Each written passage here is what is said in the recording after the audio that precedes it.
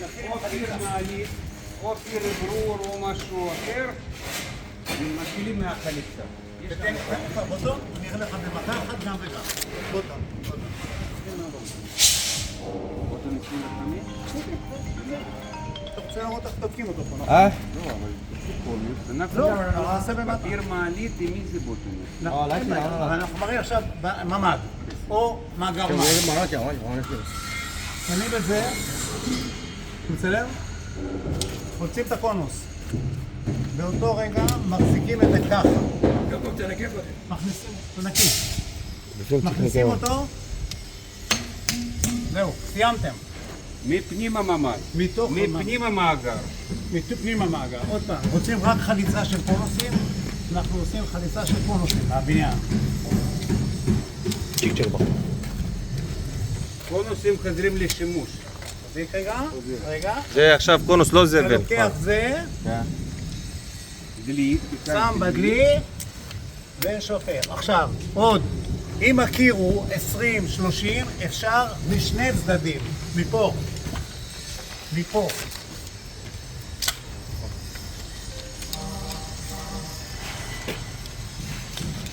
אחד. צד שני. שניים. עכשיו לקחת לדלי, זה יוצא חדש. לא, אין פה קונוסים. יש שם קונוסים? אתה מסתכל זה עכשיו יש קונוס שם. היה קונוס? למעלה. כן, הנה, שם יש קונוס. בחוץ. בסדר? שני צדדים מצד אחד, אתה עובד. ואתה לוקח עוד פעם, זה סוגרים יותר חזק, וזה... אני אחד פעמים. תעשה קונוסים אתה. אתה לא אחד, אתה 5.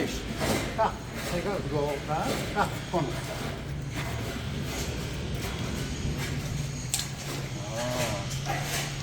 יפה, טוב מאוד. אתה מסתכל בפנים אין קונוס שם. זה טוב, זה צ'יק צ'אק. זה עוד פעם עבודה. קח, זה, הנה, למטה. אין ברזל. טוב, אה? טוב. וזה, אם זה לא שבור, עוד פעם. אגב, תן לו בוטון אחד שהוא. בוא תן לו בוטון. איזה בוטון?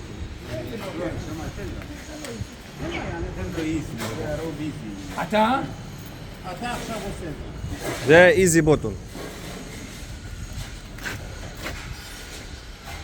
רגע. טוב לעשות קצת. צריך נקי, חן. קצת ניקיון עכשיו. ככה. אם יש בטון, אתה עושה עם החולץ כאן, מנקה את הבטון. זבל ביחד זה לא טוב.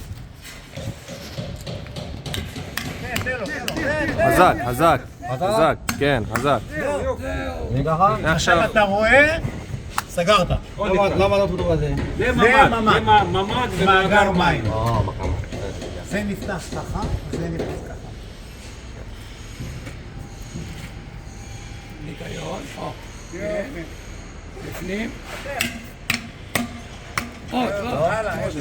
זה בפנים. עוד מכה. יופי.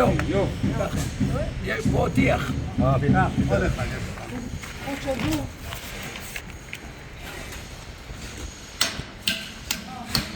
מצוין. לא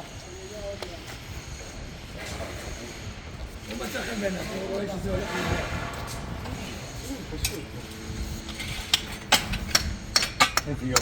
מדהים.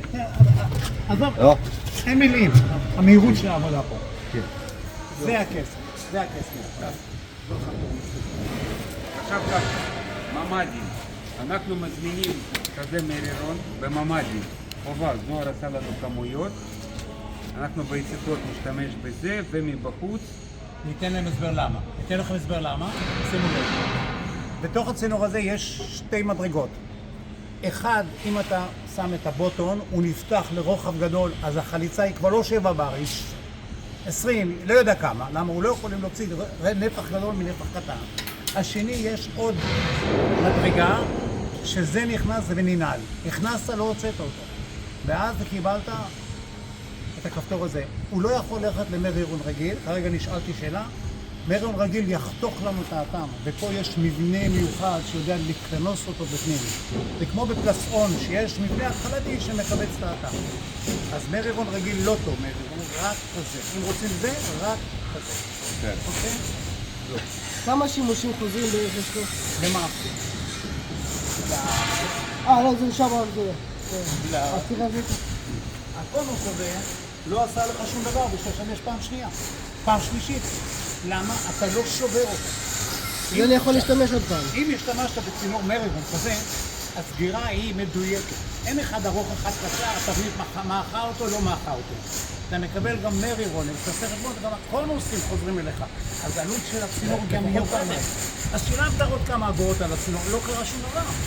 אך קיבלת לפחות גם בחזרה, חליצה טובה ולא ייכנס לך בטון סימן. יש מבנה מיוחד שקולט את זה, ממש במדויק.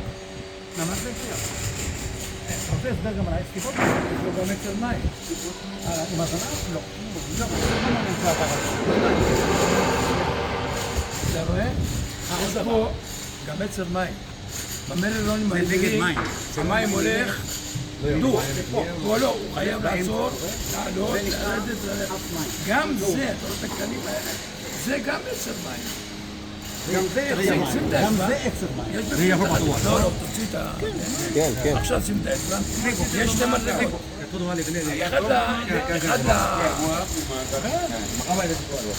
העצר מים פה הכי חשוב. בדרך כלל חודר מים לא מפה. החדירת מים בדרך כלל לא מבריגה. כן. אז זה פותר לך את הכל. עצם זה גם אין תזוזה של הצינור בתוך היציקות. אחת הבעיות הקשה שיש מרירון רגיל, מחליק.